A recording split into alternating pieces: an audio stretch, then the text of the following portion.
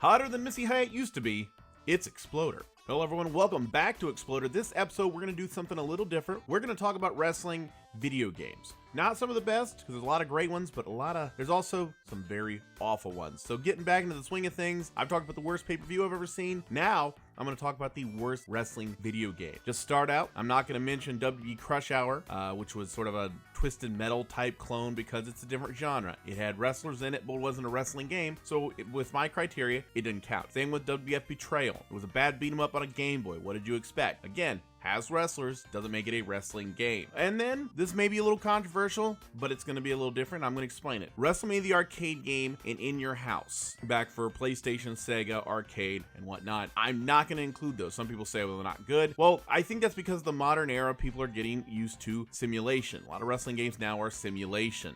These were not traditional video games. These were digitized graphics. They were cartoony. And yes, you were hitting, if you hit The Undertaker, spirits flew out. If you hit Yokozuna, hams fell out of him. Now, I'm 80% sure that wasn't the case with him in real life, but whatever. They weren't traditional, they weren't simulation, but for arcade games, they were perfectly fine. So I'm not going to mention those. I'm just going to get that out of the way right now.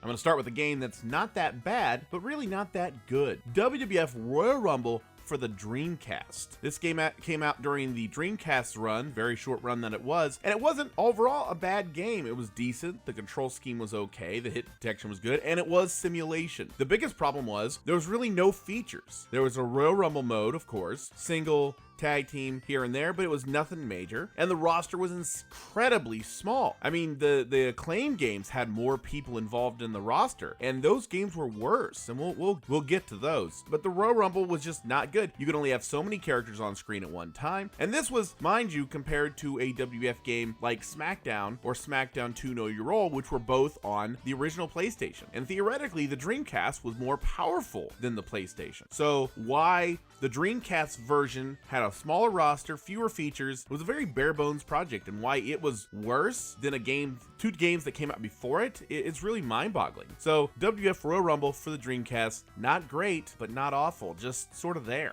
The next one's a twofer because it's two games, but really it's just one game. Backyard Wrestling 1 and 2. I'm not giving you the subtitles, look them up. Feature ICP, Vampiro, and Tylene Buck. Yes, Major Guns, who's only known for her, talent, who was a former and future porn star.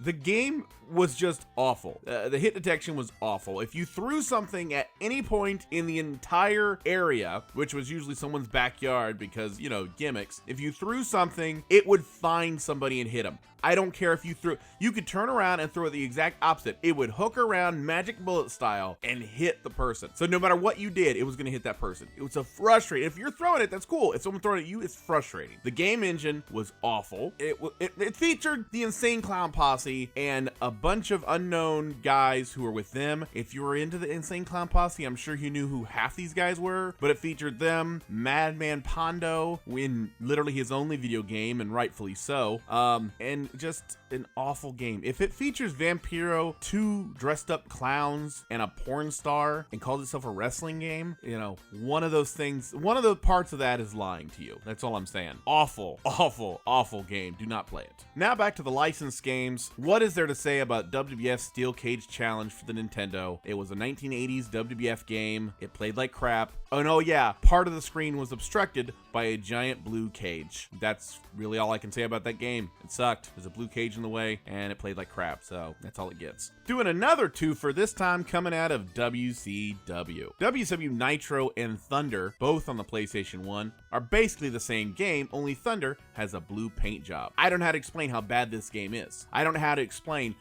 I don't know how to do moves in this game. To this very day, I've only done moves on this game accidentally. There are run-ins all the time, whether you want them to be or not, whether they make any sense. They just run in. Good luck controlling anything. Good luck getting anything done. It is a weird camera angle, and the only redeeming quality from both of these games is on the player select screen. You can push a button and they actually have full video of wrestlers doing promos about you picking them in front of a green screen. Raven, Perry Saturn, Kevin Nash, name it. That's the only redeeming quality of this entire game is the player select screen, which is really, really bad. So again, if you find these, pick them up for a couple dollars and play the videos. And then after you've got the feel of the WCW at that time, chuck the game in the trash because you're never going to win a match and it's going to be very frustrating. I promise you that. But the WWF isn't out of the woods because they have their fair share of crappy games as well, including WWF Warzone for the PlayStation 1 and N64. This game was revolutionary in its time because it came out and was the first real simulation game. It attempted 3D and the rendered graphics were better. I mean, comparing it to In Your House and WrestleMania the arcade game isn't fair because the others were arcade games where The Undertaker literally hits you with a ghost tombstone, and these were meant to be more like wrestling. The problem with the game was, quite frankly, the control scheme was awful. You had to be a CIA level hacker just to pull off a suplex, and they had a lot of moves. They had a lot of people on the roster. They had full motion video. I mean, it was really a good game. It should have been good. The problem was it was just not intuitive to play. It was Acclaim's first wrestling video game, and it shows. And the problem is, if this were one game and they fixed it, that'd be a different matter. But they did this 3 more times. The WWF Attitude after this, which had a bigger roster but played the exact same way, and then later ECW Hardcore Revolution and ECW Anarchy Rules, which was the same exact game, only with a Inferno match ripoff called Brimstone, a UFC match ripoff, and a roster full of guys like Balls Mahoney and the Sandman. But it was the same game as Warzone. So I'm giving Warzone the nod here because I didn't want to list 4 games, although I just did, about how awful this game was. It just didn't play right. It looks cool. It was a revolution for its time, but it plays like crap. And that's the biggest problem with this game, is the controls just aren't fun. Now it's time for Newsflash.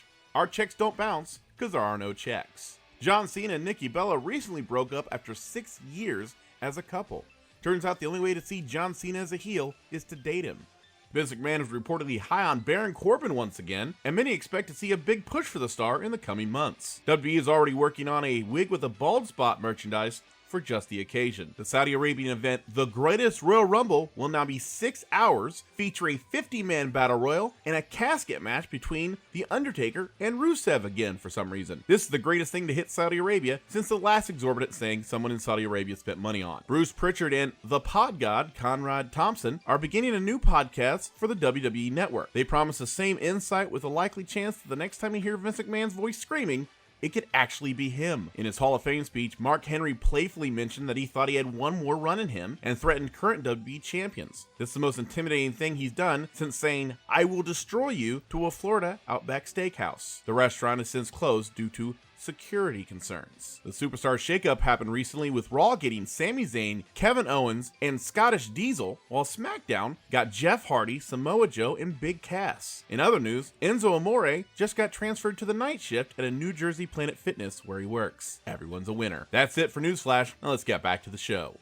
And to pile back onto WCW, because, you know, there's one thing WCW doesn't get, it's enough crap, is WCW Backstage Assault for the N64 and PlayStation 1. Now, everyone talks about how this was the first wrestling game without a ring. And honestly, as weird as that sounds, I could forgive that if it played better. It doesn't. WCW Backstage Assault is basically WCW Mayhem with worse weapon detection. That's it. WCW Mayhem was a first attempt at WCW to do a real simulation game, but it wasn't that great, but it was forgivable because it was a first try. This was that, minus the ring, hit detection that looked like a blind chicken took a swing at your controller. Graphics weren't even comparable to what WWF was doing at the time, and it was just a bad game. I could forgive the fact that there wasn't a ring if it were a fun game. It wasn't a fun game, and that's the biggest problem with this game. It wasn't fun. It was horrible. You lock on, forget locking on. Then there was glitches. The lockup system was terrible. Weapons where you would swing almost exactly on the guy, and because the computer read you were slightly off, you completely miss. The bump,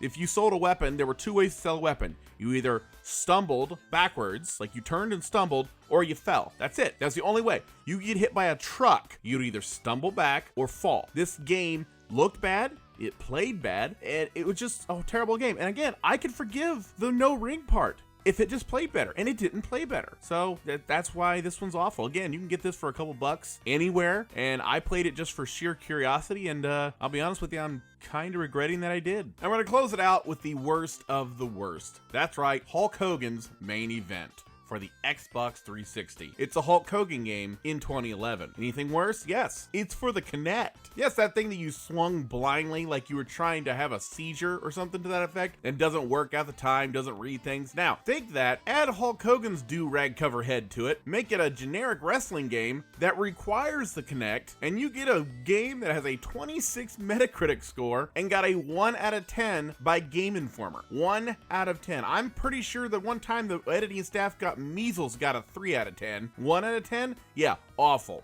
Hulk Hogan 2011 Kinect. It's all you need to hear. That is by far the worst game I've ever heard of in my entire life. I don't even want to play it. Xbox 360, Kinect, Hulk Hogan 2011. Put those together in any combination and you're going to see a terrible, terrible game that no one wants to play. Well, that's going to do it for this time. I'm Dan. This is Exploder. Have a good one.